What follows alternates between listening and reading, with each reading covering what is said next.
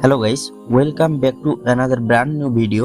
আজকের ভিডিওটি খুবই গুরুত্বপূর্ণ এবং ইন্টারেস্টিং, কারণ আজকের ভিডিওটিতে আমরা পিক্সেলল্যাব অ্যাপ্লিকেশনটি ব্যবহার করে ফেসবুক পেজের জন্য বাংলা স্টাইলিশ ফন্ট দিয়ে সুন্দর প্রফেশনাল লোগো তৈরি করব। তাই ভিডিওটি পুরোটা দেখুন। আমি আপনাদের সাথে আছি হাসান, আপনারা দেখছেন Hasan tech BD.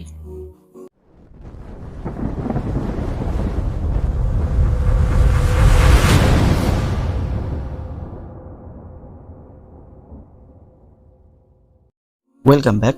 Hello viewers, বলছিলাম কিভাবে ফেসবুক পেজের জন্য প্রফেশনাল মানের লোগো তৈরি করবেন। আজকে আমি আপনাদেরকে পিক্সেলল্যাব অ্যাপ্লিকেশনটি ব্যবহার করে ফেসবুক পেজের জন্য সুন্দর একটি প্রফেশনাল মানের লোগো তৈরি করে দেখিয়ে দেব। লোগোটি তৈরি করতে আমি যে ম্যাটেরিয়ালগুলো ব্যবহার করব সেগুলোর লিংক আমি ভিডিও ডেসক্রিপশন বক্সে দিয়ে দেব, সেখান থেকে আপনারা ডাউনলোড করে নেবেন। তো কথা না বেরিয়ে চলুন শুরু করা যাক। প্রথমে আমরা পিক্সেলল্যাব অ্যাপ্লিকেশনটি ওপেন করব। পিক্সেলল্যাব অ্যাপ্লিকেশনটি ওপেন করার সাথে সাথেই ডিফল্ট আকারে একটা টেক্সট চলে আসবে, তো এটাকে আমরা ডিলিট করে দেব। ডিলিট করে দেওয়ার পর এখানে একটা ব্যাকগ্রাউন্ড ইমেজ অ্যাড করব। ব্যাকগ্রাউন্ড ইমেজ অ্যাড করার জন্য ডান সাইডে উপরে 3 ডট আইকন রয়েছে, এটার উপরে ক্লিক করে দেব। ক্লিক করে দেওয়ার পর ইউজ ইমেজ ফ্রম গ্যালারি, এটার উপরে ক্লিক করে দেব। এটার উপরে ক্লিক করে দেওয়ার পর আপনার গ্যালারিতে থাকা যে ব্যাকগ্রাউন্ডগুলো রয়েছে এগুলো শো করবে। এগুলোর মধ্যে থেকে আপনি যেটাকে ব্যবহার করতে চান তার উপরে ক্লিক করে এটাকে নিয়ে আসবেন। নিয়ে আসার পর এবার আমাদেরকে টেক্সট অ্যাড করতে হবে। টেক্সট অ্যাড করার জন্য বাম সাইডে উপরে প্লাস আইকন রয়েছে, এটার উপর ক্লিক করে দেব। ক্লিক করে দেওয়ার পর প্রথমে যে রয়েছে টেক্সট, এটার উপর আমরা ক্লিক করে দেব। ক্লিক করে দেওয়ার পর দেখুন একটা টেক্সট চলে এসেছে, এর উপর আপনারা ডাবল ট্যাপ করবেন। ডাবল ট্যাপ করার পর দেখতে পাচ্ছেন এখানে একটা বক্স ওপেন হয়েছে, এটাতে আপনারা আপনাদের ফেসবুক পেজের নামটি লিখে দেবেন। আমি ইচ্ছে করে লিখবো, 2 লাইনে লিখবো। প্রথমে আমি ইচ্ছে লিখবো, লিখে দেওয়ার পর ওকেতে ক্লিক করবেন। ওকেতে ক্লিক করার পর এটাকে টেনে একটু মাঝখানে নিয়ে আসবেন। মাঝখানে নিয়ে আসার পর একটু বড় করে দিবেন। এখন আমাদেরকে ফন্ট অ্যাপ্লাই করতে হবে। ফন্ট অ্যাপ্লাইয়ের জন্য নিচে দেখতে পাচ্ছেন এই আইকন রয়েছে, এই আইকনে ক্লিক করে দিলাম। ডান দিকে সোয়াইপ করবেন। ডান দিকে সোয়াইপ করার পর এখানে দেখতে পাবেন ফন্ট, এটার উপরে ক্লিক করে দেবেন। ক্লিক করে দেওয়ার পর আপনার ফোনে থাকা সকল ফন্ট এখানে শো করবে। এর মধ্যে থেকে আপনার যেটা পছন্দ বা যেটা আপনি ব্যবহার করতে চান সেটার উপর ক্লিক করে দেবেন। আমি মাহফুজ একে ইউনিকোড ব্যবহার করব, সেজন্য এটার উপর ক্লিক করে দিলাম। ক্লিক করে দেওয়ার পর দেখতে পাচ্ছেন নিচে ওকে লেখা রয়েছে, ওকেতে ক্লিক করে দিবেন। এখন এই টেক্সটটাকে সুন্দর করার জন্য আমাদেরকে এখানে কিছু পিএনজি অ্যাড করতে হবে। পিএনজি অ্যাড করার জন্য আবারও বাম সাইডে উপরে প্লাস আইকনে ক্লিক করবেন। প্লাস আইকনে ক্লিক করার পর শেষের উপরে ফ্রম গ্যালারি রয়েছে, এটাতে ক্লিক করে দেবেন। ক্লিক করে দেওয়ার পর আপনি আপনার ইচ্ছে মতো পিএনজি ইমেজগুলো অ্যাড করে নেবেন।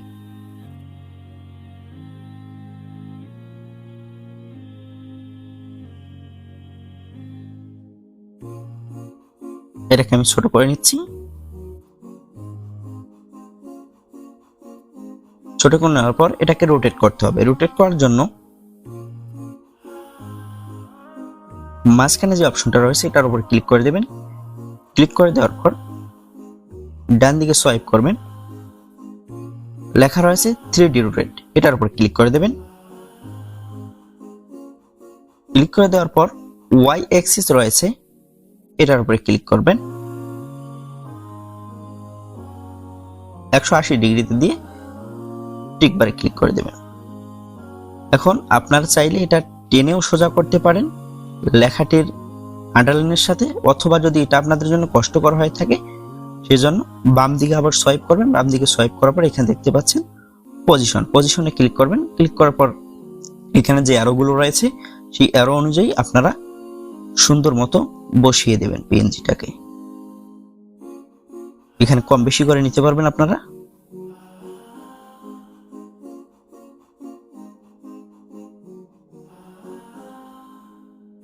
ভিডিওটি বড় হয়ে যাবে, সেজন্য আমি সকল পিএনজি অ্যাড করা আপনাদেরকে দেখাতে পারছি না, স্কিপ করে দিচ্ছি। পিএনজি গুলো অ্যাড করা হলে লেয়ার আইকনে ক্লিক করবেন। লেয়ার আইকনে ক্লিক করার পর যে লেয়ারগুলো রয়েছে এই লেয়ারগুলোকে আমাকে অ্যাডজাস্ট করতে হবে। অ্যাডজাস্ট করার জন্য যে আইকন রয়েছে এই আইকনের উপর ক্লিক করবেন।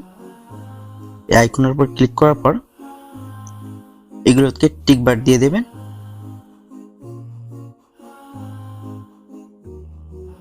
টিক দিয়ে দেওয়ার পর এখানে নিচে এই আইকনটাতে ক্লিক করবেন, ওকেতে ক্লিক করে দেবেন। দেখতে পাচ্ছেন অ্যাডজাস্ট হয়ে গেছে।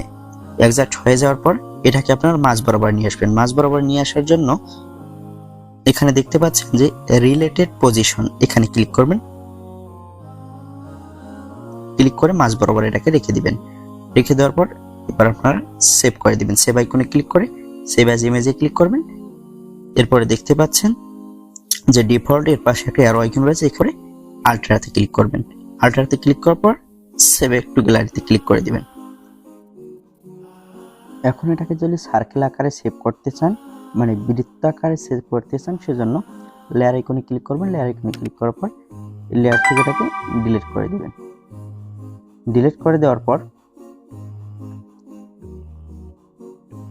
বাম সাইডে প্লাস আইকনের উপর ক্লিক করবেন। প্লাস আইকনের উপর ক্লিক করার পর ফ্রম গ্যালারিতে ক্লিক করবেন। ফ্রম গ্যালারিতে ক্লিক করার পর যে ছবিটি আমরা কিছুক্ষণ আগে সেভ করেছি এটাকে আবার নিয়ে আসবেন।